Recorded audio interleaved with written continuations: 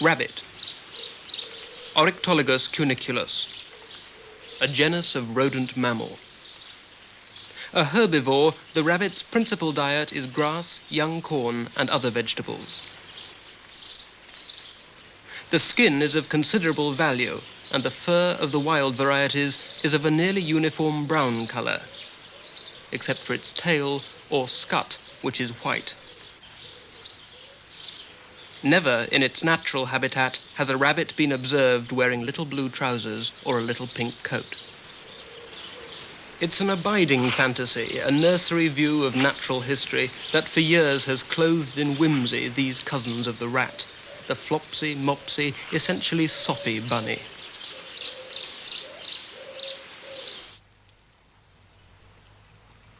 Did you get that one? In the country, they have an earthier attitude to the rabbit.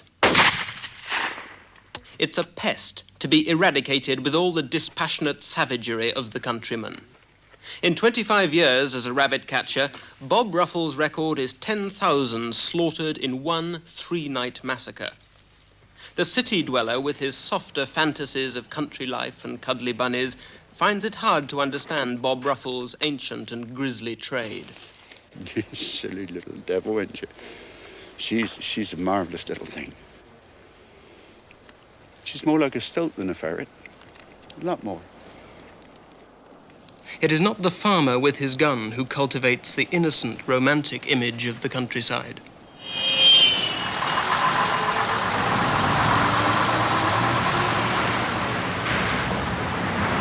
That fantasy is the creation of the city dweller, a pastoral idyll to compensate for the regimented harshness of urban life. And it was partly as an escape from the 9-to-5 drudgery of life in the civil service that an assistant secretary at the Department of the Environment would come home every night to write a book about the countryside, a book about rabbits that has taken the bestseller charts by storm. I used to look forward to it. I used to look forward to getting back from the work at the ministry and sitting down and projecting myself in my imagination to this beautiful countryside that I've known and loved all my life. I think that the Englishman, however many generations he's been urbanized, he has a great deal of the country in him. Everybody likes a bit of good natural history writing and a bit of landscape. This seems to be very widespread.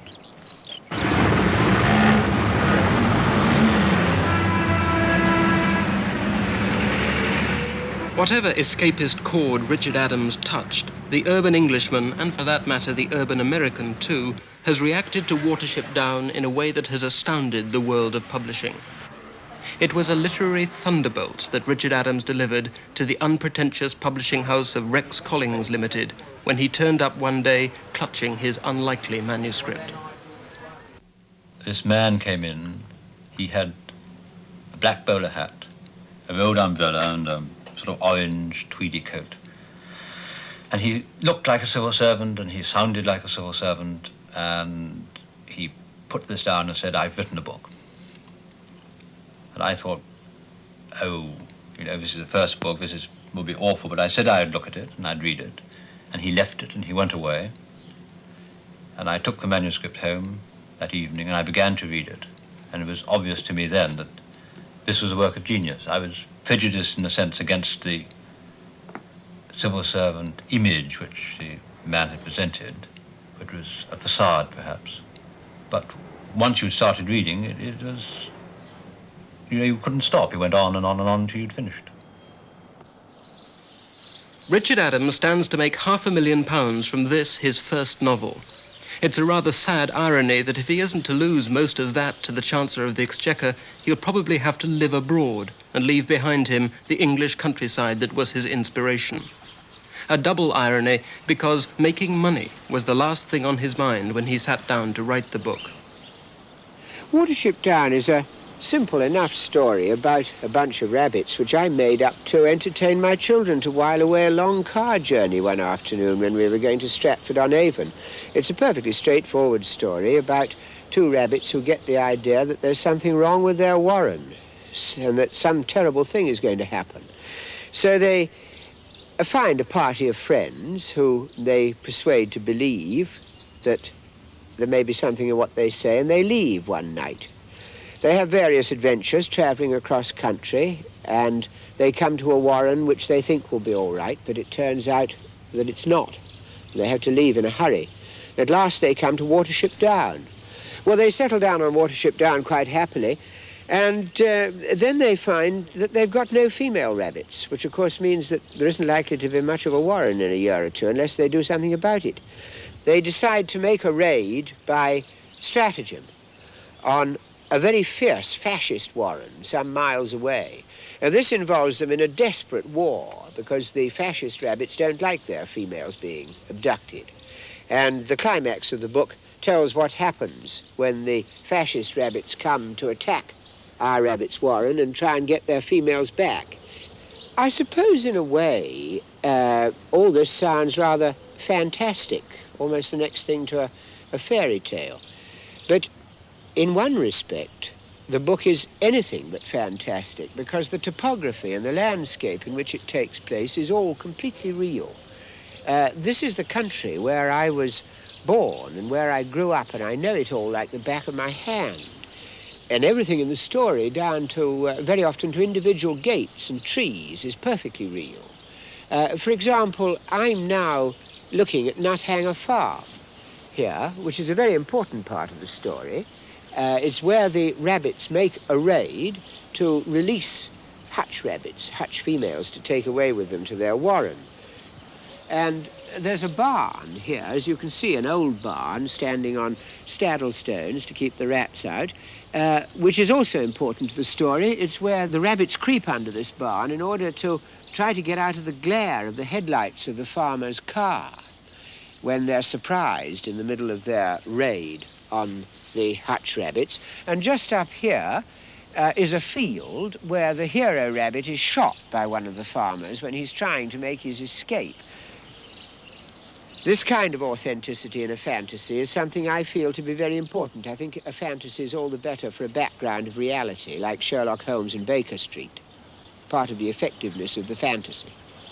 Of course, the farm is something of a wilderness now. It's not occupied, and the farm buildings are not being used very much at the moment.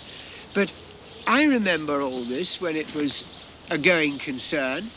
And many other places in the book, too, have changed since the days I was writing about. I was writing about an idealized world, to some extent, that I remember before the war. Much of Watership Down's success can be explained by a nostalgic yearning for the days when the countryside rolled on forever, unravaged by developers and drenched in summers that never seemed to end. But those days are past. And gone, too, are the days when the discriminating young reader is prepared to sit down to a 400-page book about rabbits. At least that's what several publishers told Richard Adams as they returned to him his rejected manuscript. I think, the original aspects of the book were a bit much for some of them. It wasn't the sort of thing they'd seen before. I've got a letter here, actually, which typifies the kind of reaction I got from some of the people I sent it to. They say here, there is the problem of the age level for which the book is intended. We feel that a child would have to be at least 12 to understand what the book is about, but by this stage children consider books about talking animals babyish. Younger children simply would not have the understanding or the stamina to read the book, and I doubt whether many older children would persevere, for we all found it pretty heavy going. It is too solemn and slow-moving. In something of this length, one needs considerable variety in mood and pace, or else a really gripping plot which will sweep the reader's attention along. And once it had been published, how many copies of this unacceptable book were sold? Well, I'm not quite sure of my figures, but I think I'm right in saying that over 250,000 copies have been sold in England and over 300,000 copies in hardback in America. So there seem to be quite a lot of people who don't find it too heavy going. Richard Adams proved the publishers wrong because Watership Down is an animal story unlike the others. Adams's rabbits are not bunnies. They talk English, certainly, whereas most rabbits don't, and they express human aspirations and emotions, but they do not wear little cotton frocks. They sweat and they fret and they bleed and they excrete. They have sex and desires that Flopsy never even knew about. The book is fantasy stripped of sentiment, and children, anti-sentimentalists all, loved it. Did anybody notice anything about sudden death in the book? Watership Down has even survived the ultimate literary kiss of death, being set as a compulsory holiday reading task. Now, when you were told that this was a holiday reading test, as you were, and you saw, A, that it was a book of how many pages? 400 odd, at least. And somebody said it's a book about rabbits. What was your original reaction? What did you first feel when you were told this was a holiday reading prize?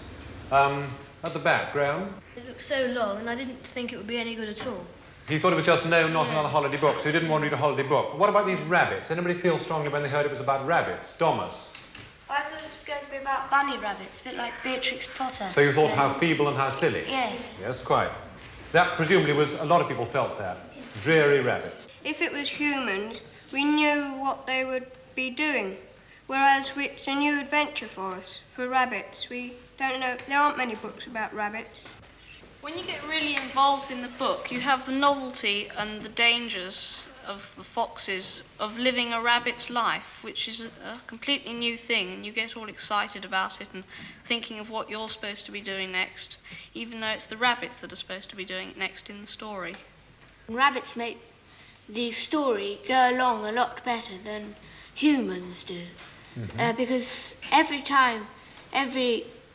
hour in your day, you're always seeing a human or a friend of yours. I agree with that. It makes everything seem bigger if you're a rabbit. Not only the face of the world, but everything. Well, days seem longer because there are more different things happening, and you tend to listen. I mean, a rabbit breakfast is just different from going downstairs and having cornflakes, isn't it? It's not just children who find Watership Down compulsive.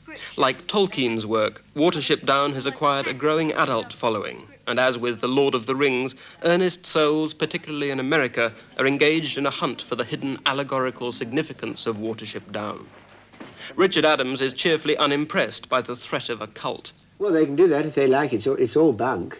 But I'm not worried at the prospect because, well, what an author wants is readers.